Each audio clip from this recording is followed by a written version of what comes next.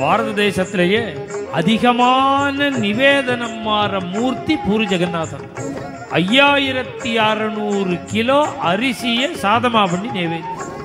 இதுல ஆச்சரியம் என்ன தெரியுமோ, இந்த நிவேதன கிரமத்தை ஏற்படுத்தினவர் ஆதிசங்கர பகவத் பாதாச்சார். அந்த பிராமணனுக்கு கல்யாணம் ஆகி ரொம்ப நாள் குழந்தையே பிறக்கல. ஜெகநாதன்ட்ட பிரார்த்தனை பண்ணி, எனக்கு உன்னுடைய கிருபையில ஒரு குழந்தை பிறக்கணும், அப்படி பிறக்கிற குழந்தைய உனக்கே சமர்ப்பிக்கிறேன்னு வேண்டி.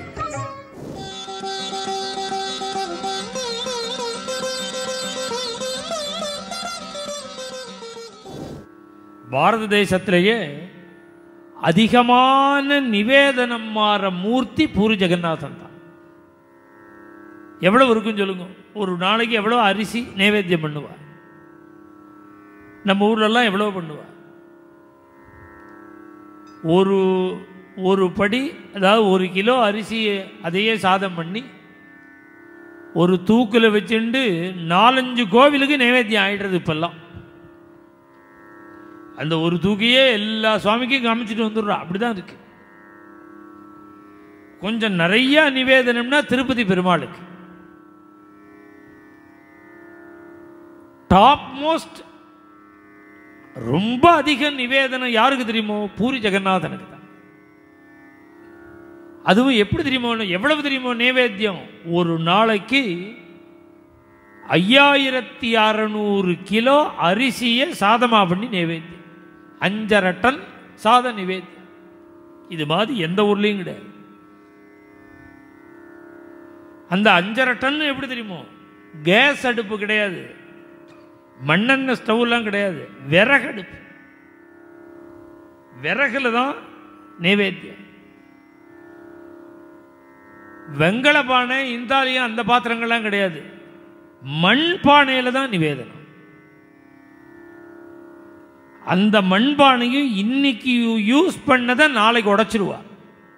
நாளைக்கு புது பானை தான். 365 நாளும் புது பானையில தான் நைவேத்தியம். அந்த அடுப்பு எப்படி தெரியுமா இருக்கும்? அடுப்பை விறக வச்சு அடுப்பை மூட்டி ஒரு பாத்திரத்தை வச்சிருவா, ஜலத்தை விட்டு அரிசி போட்டு. இது மாதிரி 7 பாத்திரத்தை அடிக்கிடுவாங்க. இந்த 7 சேர்ந்தா மாதிரி வெந்துடும். ஒரு பாத்திரமா வச்சு எப்படி நைவேத்தியம் பண்றது? என்னைக்கு முடி பண்றது?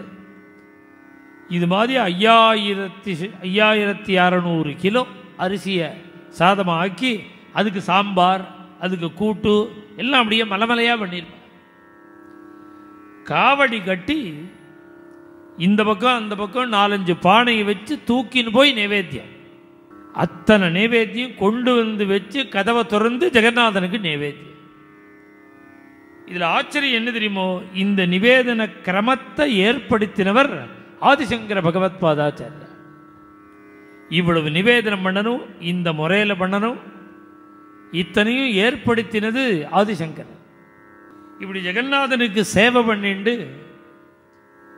அந்த ஜெயதேவர் பூரி ஜெகநாதத்திலேயே தங்கியிருக்கார். அவருடைய அந்த காலத்திலேயே தேவசர்மான்னு ஒரு பிராமணன். அந்த பிராமணனுக்கு கல்யாணம் ஆகி ரொம்ப நாள் குழந்தையே பிறக்கல. உடனே அந்த ஜெகநாதன்ட்ட பிரார்த்தனை பண்ணி, ஜெகநாதன்ட்ட பிரார்த்தனை பண்ணி, எனக்கு உன்னுடைய கிருபையில ஒரு குழந்தை பிறக்கணும், அப்படி பிறக்கிற குழந்தைய உனக்கே சமர்ப்பிக்கிறேன்னு வேண்டிட்டார். ஆச்சரியம் என்னன்னா, 1 வருஷத்துல குழந்தை பிறந்துடுச்சு. அந்த குழந்தைய உன்னுடைய கைங்கரியத்துக்கே சமர்ப்பிக்கிறேன்னு அறணும், பொன் குழந்தையா பிறந்துடுச்சு. இதை எப்படி சமர்ப்பிக்கிறதுன்னு அவருக்கு புரியல. புள்ள குழந்தையா பிறந்தா பூஜை பண்றதுக்கு நியமிச்சொல்லும், இல்லை சிஸ்ரூஷைக்கு நியமிக்கலாம், சந்நிதி கைங்கரியத்துக்கு நியமிச்சொல்லாம். பிறந்ததோ பொண்ணா பிறந்திருக்கு. இது எப்படி ஜெகநாதனுக்கு கொடுக்கிறது? இதே யோஜனையிலேயே இருக்கார். மேலும் இது போன்ற சிறப்பான நிகழ்ச்சிகளை காண இப்போவே லைக் பண்ணுங்க, ஷேர் பண்ணுங்க, மறக்காம சப்ஸ்கிரைப் பண்ணுங்க.